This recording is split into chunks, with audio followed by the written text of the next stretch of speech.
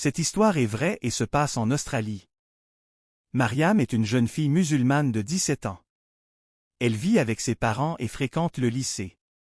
Une élève exemplaire, pieuse, elle connaît surtout son école et sa maison. À la fin de l'année scolaire, son lycée lui envoie une invitation pour la fête de fin d'année. Mais Mariam refuse poliment.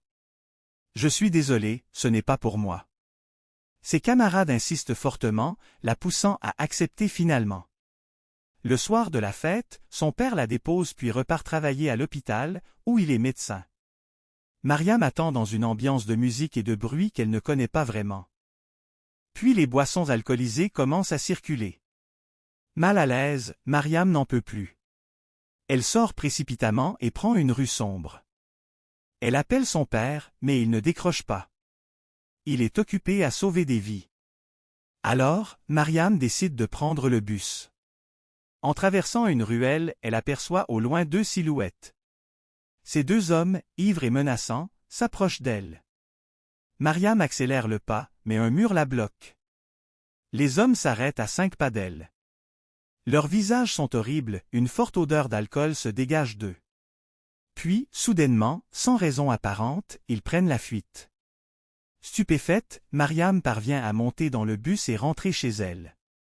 Le lendemain, une nouvelle choquante à la télévision raconte le meurtre d'une adolescente de 17 ans, sur le même lieu où Mariam se trouvait la veille. Et la police annonce avoir 2 suspects.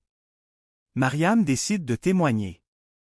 Accompagnée de ses parents, elle se rend au commissariat. Le commissaire ordonne que les 2 suspects soient amenés. Mariam les reconnaît tout de suite. Elle explique avoir échappé au pire. Le commissaire, étonné, lui demande pourquoi ils ne lui ont rien fait. Mariam répond qu'elle ne sait pas. Les 2 hommes crient alors « C'est la sorcière !» La police et les témoins restent stupéfaits. Les 2 hommes avouent que, lorsqu'ils étaient à 2 pas de Mariam, 2 créatures gigantesques, armées d'épées énormes, se tenaient à ses côtés. Ils affirment que si l'un d'eux avait fait un pas de plus, ils auraient été découpés en 2. Le père de Mariam, profondément choqué, la ramène chez elle. Dans la voiture, il lui demande ce qu'elle a fait la veille au soir. Mariam répond calmement « Je récite à chaque fois que je sors le verset du trône. » La foi et les invocations sont des boucliers invisibles.